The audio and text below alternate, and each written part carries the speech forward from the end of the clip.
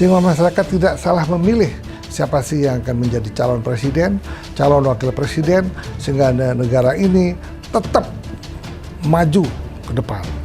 Seorang politikus itu menjadi baik, mempunyai akhlak yang baik, sehingga apa yang akan dicanangkan, apa yang akan diprogramkan oleh pemerintah ini berjalan dengan baik tanpa korupsi. Gitu. Oke. Nah, mengapa Nasdem tidak diikut sertakan misalnya? Siapa sih yang mempunyai program yang the best, sehingga masyarakat tidak memilih kucing dalam karung. Ya.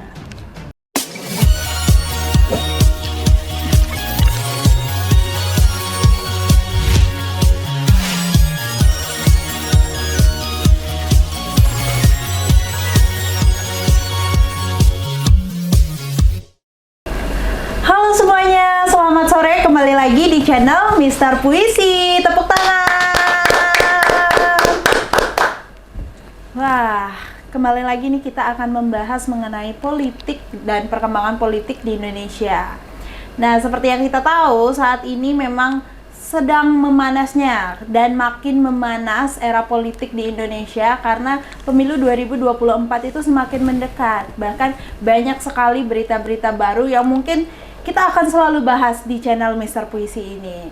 Sebelum kita mulai, kita juga mau mengingatkan bahwa channel Mister Puisi ini selalu memberikan informasi yang positif, tidak hoak dan tidak pernah memihak siapapun. Jadi buat teman-teman di rumah, selalu saksikan channel Mister Puisi karena yang pastinya kita akan selalu memberikan informasi yang bermanfaat. Nah, sebelum itu kita hari ini akan membahas mengenai perkembangan politik kembali, yaitu adanya berita bahwa koalisi besar itu mengadakan sebuah pertemuan atau silaturahmi yang diadakan kemarin pada tanggal 2 Mei 2023. Nah, namun berita tersebut menjadi tanda tanya besar, mengapa Nasdem tidak diikut sertakan dalam pertemuan tersebut. Sebelum itu, mari kita tanya dulu kepada Mister Puisi, bagaimana kabarnya hari ini Mister Puisi? Kabar baik, suasana memang sangat memanas, tetapi rasanya Bapak Jokowi bisa mencairkan suasana yang panas ini. Untuk itu kita akan mencoba menganalisa, meneliti, dan menginformasikan kepada masyarakat sejujur-jujurnya. Sehingga di dalam percaturan politik yang sangat memanas saat ini, tidak membara lagi. Dalam suasana itu perlulah diadakan pertemuan-pertemuan untuk mencairkan yang panas menjadi dingin. Gitu loh. Jadi siapakah Mister Puisi tersebut? Karena kita sering sekali membahas perkembangan politik dan segala macam itu bersama Mister Puisi. Jadi kita harus mengenalkan dulu siapa sih Mister Puisi. Jadi Mister Puisi sendiri memiliki nama asli Made Putrawan yang saat ini sedang mengelola channel Mister Puisi, di mana channel tersebut selalu membahas hal-hal mengenai politik, ekonomi, kemudian ada bidang pariwisata, seni, dan budaya. Nah, pengalaman Mister Puisi sendiri sangat banyak, sehingga Mister Puisi berani memberikan informasi-informasi kepada teman-teman di rumah. Nah, pengalamannya itu pernah menjadi Ketua Himpunan Mahasiswa Mesin Usakti, kemudian Mister Puisi juga pernah menjadi pimpinan umum majalah Dinamika Usakti, pernah kerja di Jakarta, kemudian memiliki bisnis di bidang perminyakan, kemudian pernah sebagai Wasekum HIPMI DKI, pernah menjadi Wakil Bendahara DPP Pemuda Pancasila, kemudian menjadi anggota Majelis Pertimbangan DPP Pemuda Pancasila, kemudian menjadi anggota Majelis Pertimbangan Kadin Indonesia, dan saat ini Mister Puisi mengelola bisnis di bidang pariwisata dan juga memiliki museum yang disebut dengan Museum Puma terletak di Bali. Wah, Mister Puisi pengalamannya sudah banyak sekali, tentunya bisa memberikan informasi yang lebih banyak ya Mister Puisi. Ya, marilah kita berbagi pengalaman, berbagi cerita, dan berbagi apa yang telah kita dapatkan, apa yang telah kita baca, dan apa yang telah kita analisa. Sehingga bisa membantu masyarakat luas untuk ikut menganalisa, sehingga peta politik di negeri ini betul-betul mendapatkan perhatian yang sangat luas bagi masyarakat, sehingga masyarakat tidak salah memilih siapa sih yang akan menjadi calon presiden, calon wakil presiden, sehingga negara ini tetap maju ke depan. Kita nggak mau mundur. Sekali kita melangkah harus tetap ke depan. Marilah kita bersama-sama memperbaiki negeri ini dengan informasi-informasi yang baik, dengan contoh-contoh yang baik, bagaimana seorang politikus itu menjadi baik, mempunyai akhlak yang baik, sehingga apa yang akan dicanangkan, apa yang akan diprogramkan oleh pemerintah ini berjalan dengan baik, tanpa korupsi gitu loh. Oke, gitulah pengalaman dari Mr. Puisi sendiri. Maka buat teman-teman di rumah, inilah dia Mr. Puisi, selalu memberikan informasi yang positif dan tentunya tidak hoak, yang pastinya tidak memihak siapapun. Nah, Mr. Puisi, kembali lagi nih Mr. Puisi ke pembahasan kita hari ini. Bahwa kemarin ada berita bahwa Nasdem ini tidak diikutsertakan dalam pertemuan atau silaturahmi yang diadakan oleh koalisi besar, itu untuk pertemuan koalisi besar oleh Bapak Jokowi. Nah, yang lainnya ketemu nih dengan Bapak Jokowi. Nah, mengapa Nasdem tidak diikutsertakan, Mr. Puisi? Ya, seperti yang kita ketahui bahwa sesungguhnya niat baik dari Bapak Presiden ini untuk mengadakan silaturahmi kembali. Sebagai seorang pemimpin, rasanya ingin mencairkan suasana yang panas untuk suasana menjadi lebih dingin. Yeah. Nah, ikhtiar politik inilah yang bisa digunakan oleh Bapak Presiden untuk mencairkan suasana-suasana yang begitu makin panas, terutama di kalangan koalisi besar. Yeah. Di kalangan koalisi yang mendukung pemerintahan Pak Jokowi sendiri, kecuali Nasdem. Yeah. Nah, kenapa Nasdem itu tidak diundang? Karena seperti yang kita tahu bahwa Nasdem sudah mendeklarasikan Pak Anies bersama-sama Partai Demokrat dan PKS sendiri untuk mengusung Pak Anies itu menjadi calon presiden 2024. Nah, sedangkan di koalisi besar ini, koalisi yang mendukung pemerintahan di luar Nasdem itu sendiri, sudah terjadi dua kekuatan besar, di mana Pak Ganjar sendiri sudah dideklarasikan oleh PDI untuk menjadi calon presiden 2024. Ada satu lagi kelompok lain, yaitu Gerindra itu sendiri juga menginginkan Pak Prabowo sendiri yang sebagai ketua Gerindra untuk menjadi calon presiden 2024. Nah, biar suasana ini tidak semakin memanas,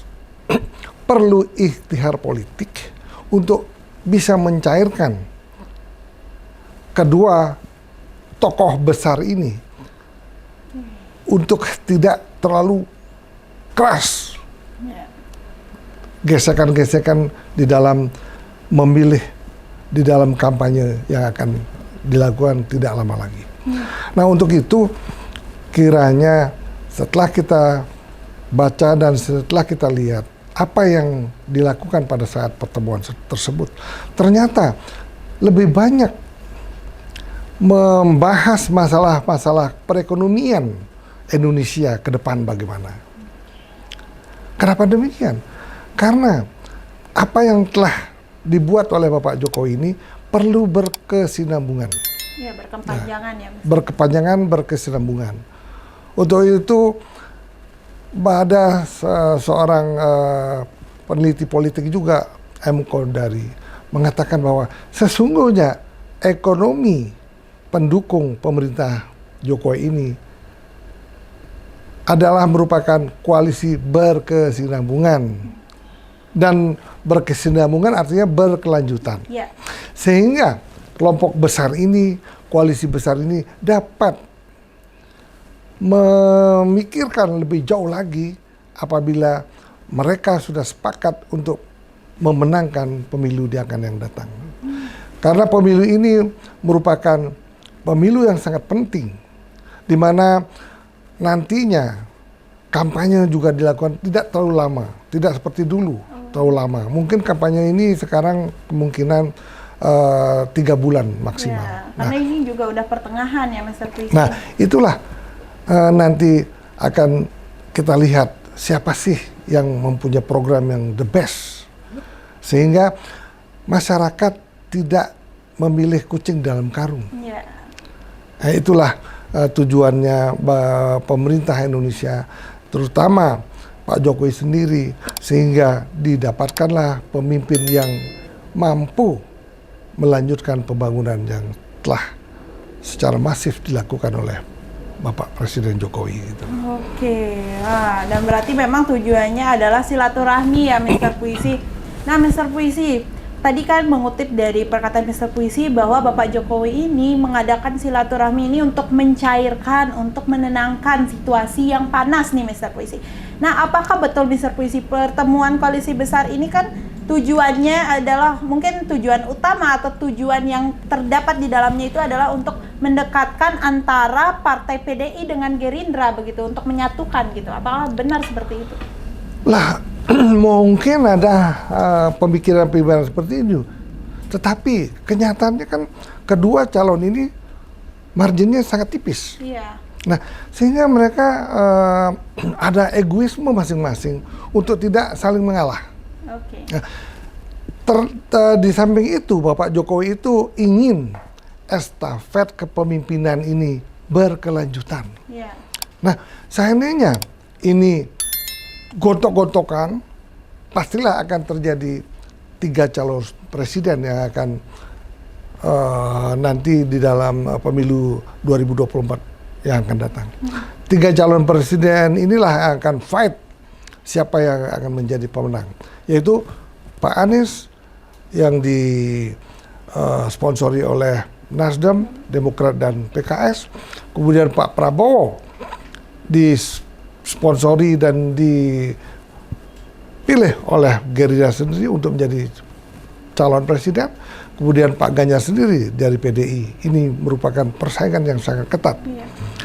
Itulah pemrakarsa dalam hal ini Bapak Presiden sendiri untuk mengadakan silaturahmi yang kedua ini untuk koalisi besar yang mendukung pemerintah ini perlu diadakan. Ya. Kalau tidak, ya ini akan cerai-berai. Itu yang tidak diinginkan oleh Bapak Presiden itu sendiri. Iya. Berarti memang sampai saat ini belum ada kemungkinan mereka dapat disatukan, Mr. Puisi. Ya tidak mungkin rasanya ya. Karena apa? Pak Prabowo sangat kuat. Iya. Kemudian Pak Ganjar sendiri juga merasa sangat kuat. Lebih-lebih Pak Ganjar sekarang sudah mendapat dukungan dari koalisi pemerintahan yaitu P3. Iya. Nah, itulah menyebabkan posisi Pak Ganjar yang dideklarasikan oleh PDI sendiri semakin hari semakin kuat. Iya. Nah, itu yang telah terjadi. Sehingga kedua pemimpin yang sangat kuat ini yang berada di koalisi besar ini, kedua-duanya ingin mendapatkan dukungan dari masyarakat luas yang dalam hal ini sangat fanatik mendukung Bapak Jokowi. Iya. Karena apa? Kita lihat bahwa Pak Jokowi sendiri menjadi rebutan di antara kedua calon ini. Mereka dua-duanya ingin mendapatkan endorsement dari Bapak Jokowi sendiri. Karena apa? 80% masyarakat Indonesia memberikan kepercayaan Bapak Jokowi, sehingga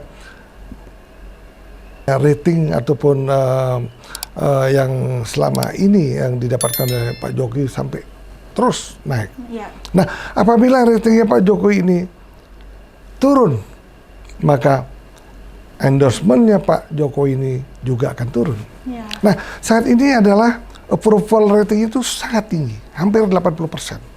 Menyebabkan ini yang direbutkan oleh Pak Ganjar dan Pak Prabowo itu sendiri. Itulah menyebabkan pertarungan sangat panas dan merebut suara-suara yang dimiliki oleh Pak Jokowi. Nah, sedangkan kedua ini adalah jagoannya Pak Jokowi. Iya. Nah, terus bagaimana cara merebutnya? Ya itu sebetulnya diberikan kepada masing-masing calon. Iya. bagaimana bisa mendekati masyarakat, bagaimana bisa membuat program yang bagus untuk masyarakat. Nah, itulah yang akan menjadi poin penting bagi setiap calon presiden yang ada di Indonesia saat ini. Iya, Gitu. wah. Ya benar ya Mr. Puisi. Tapi tadi mengutip dari kata-kata Mr. Puisi bahwa kedua calon itu Pak Ganjar dengan Pak Prabowo itu didukung, mendapat dukungan gitu dari Bapak Jokowi. Nah, ada satu calon nih Pak Anies, Mr. Puisi. Nah, Pak Anies ini kan didukung oleh Partai Nasdem, itu tadi penjelasan dari Mr. Puisi. Nah, apakah mungkin itu penyebab dari tidak diundangnya Nasdem ke silaturahmi koalisi besar ini? Ya, dengan sendirinya tidak mungkin diundang. Karena sudah berbeda politik antara koalisi perubahan dengan koalisi besar. Walaupun koalisi besar ini boleh katakan tidak terlalu solid sekali. Bisa saja nanti koalisi besarnya ini mendekat ke koalisi perubahan. Ya kita lihat sendiri kan, Bapak Erlangga Hartarto sendiri kan sudah bersilaturahmi ke Partai Demokrat. Dan juga sebelumnya bersilaturahmi kepada koalisi perubahan. Nah, inilah peta politik ini sampai detik ini belum bisa kita menebak apakah nanti ada 3 calon ataupun 4 calon. Karena apa? Sekarang yang masih mengambang ini adalah Ketua Golkar sendiri. Sedangkan sudah diputuskan dalam Munas, Ketua Golkar ini, Pak Erlangga ini harus menjadi calon presiden. Nah, ini yang sangat sulit. Apabila nanti Pak Erlangga ini dicalonkan menjadi wakil presiden, harus ada Munas khusus lagi. Sehingga disetujui untuk menjadi untuk calon wakil presiden. Nah, untuk menjadi calon presiden mungkin saja apabila Pak Erlangga ini menggaet Partai Demokrat, di mana Pak Erlangga menjadi calon presiden, Pak AHY menjadi calon wakil presiden. Nah, berarti ada 4 calon presiden. Tetapi rasanya ini sangat kecil sekali kemungkinannya. Yang jelas sekarang pasti akan ada 2 calon presiden ataupun 3 calon presiden yang sudah siap, kuat dan sudah siap. Gitu loh. Nah berarti di dalam koalisi besar ini ada 2 calon ya Mr. Puisi yang ada di dalamnya, dan itu pun menjadi persaingan begitu ya Mr. Puisi. Berarti partai di dalam koalisi besar ini juga membagi suara, begitu jadinya Mr. Puisi? Tidak membagi suara, merebut dari suara-suara yang mendukung Pak Jokowi, rebutan. Nah, untuk rebutan ini ya mereka harus di dalam menginformasikan program kerjanya ini harus bisa meyakinkan masyarakat. Yang mana yang lebih unggul begitu ya Mr. Puisi? Iya, tetapi juga yang sangat menentukan adalah siapa sih yang akan ditunjuk sebagai calon wakil presiden. Nah, berarti sampai saat ini itu yang masih menjadi pertanyaan ya Mr. Puisi, sampai detik ini bahkan. Nah Mr. Puisi, kalau berbicara tadi kan diadakannya silaturahmi ini oleh Bapak Jokowi itu kan ingin menyatukan antara PDI dengan Gerindra. Nah, apakah kalau itu tidak terjadi nih Mr. Puisi, apa sekiranya yang paling terbaik gitu ke depannya untuk pemilihan 2024 nanti? Kalau itu tidak terjadi, maka yang terbaik adalah bagaimana mencari calon wakil presiden yang mempunyai akses stabilitas dan elektabilitas yang tinggi. Kenapa demikian? Nah, kalau salah memilih presiden yang tidak mempunyai elektabilitas, tidak punya akses stabilitas yang tinggi, maka kemungkinan kedua calon presiden ini tidak bisa mendapatkan lonjakan yang sangat dahsyat. Sehingga marginnya tetap akan rata, tidak terlalu beda jauh. Kenapa perlu aksesibilitas? Wakil presiden yang saat ini mempunyai aksesibilitas yang tinggi, elektabilitas yang tinggi, seperti yang pernah diinformasikan kepada Pak Jokowi, ada 7 calon wakil presiden. ya. Tetapi kita cukup membahas yang mempunyai elektabilitas yang tinggi, aksesibilitas yang tinggi. Siapa itu? Kebetulan Pak Ridwan Kamil yang dalam ini adalah anggota Partai Politik Golkar yang mempunyai elektabilitas yang tinggi. Nah, tetapi aksesibilitasnya tidak begitu tinggi. Nah, tetapi dia merupakan calon wakil presiden yang ratingnya paling tinggi. Ya. Nomor 2 Pak Sandi Uno, yang ketiga adalah Pak Erick Thohir, ya, yang kemungkinan juga Pak Mahfud MD yang walaupun tidak terlalu tinggi ratingnya, ini juga favorit untuk dipilih menjadi wakil presiden. Benar. Akses itu penting kenapa? Kenapa? Kita lihat seperti Pak Erick Thohir, elektabilitasnya nomor 3. Ya. Aksesnya juga cukup baik. Mereka adalah sangat dekat dengan NU. Nah, ini mempunyai akses yang cukup baik. Mereka juga punya akses yang cukup baik dengan seluruh ketua partai yang ada di saat ini. Ya. Nah, itulah yang diperlukan untuk memilih seorang wakil presiden yang cukup mumpuni. Nah, kemudian sekarang Pak Ganjar sendiri, beliau juga harus memilih wakil presiden yang sangat tepat. Ya. Kalau tidak, ya itu akan saling susul menyusul dan mungkin kalau misalnya salah memilih wakil presiden, ya kemungkinan Pak Prabowo akan naik. Itulah pentingnya sebetulnya untuk memenangkan pemilihan presiden tahun 2024 ini, perlu calon presiden ini yang mempunyai margin yang tipis mencari calon wakil presiden yang tepat. Ya. Gitu loh. Oke. Nah, berarti selain program kerja dan sekarang juga ada pemilihan wakilnya juga harus tepat ya, Mr. Puisi. Nah, kalau menurut Mr. Puisi sendiri nih, melihat situasi saat ini dengan guncangan politik yang semakin hari semakin memanas, melihat Bapak Ganjar dan Bapak Prabowo, kemudian Bapak Anies, kira-kira sudah ada nggak Mr. Puisi bayangan siapa yang cocok berdampingan dengan ketiga calon ini? Kalau menurut penelusuran, penelitian, sebetulnya Pak Erick Thohir ini mempunyai kemungkinan sekali beliau ini akan menjadi wapres. Oke. Entah dengan Gerindra ataupun dengan PDI Perjuangan. Kenapa demikian? Walaupun PDI Perjuangan telah didukung oleh P3, sedangkan P3 sendiri sampai hari ini kan belum punya wakil untuk diusung menuju ke PDI. Sampai saat ini kalau tidak salah Sandi Uno belum masuk ke P3. Okay. Nah, kalau di last minute masuk, akhirnya diusung oleh P3 untuk dicalonkan ke PDI, saya yakin belum tentu juga diterima oleh PDI sendiri. Oh. Nah, itulah polemik yang ada saat ini. Tetapi kalau Pak Erick sendiri, kemungkinan besar kalau ada support dari Pak Jokowi, kemungkinan besar bisa masuk sebagai wakil presiden dari PDI itu sendiri. Okay. Nah, sekarang yang paling tepat siapa sebetulnya untuk wakil presiden Pak Prabowo itu sendiri? Nah.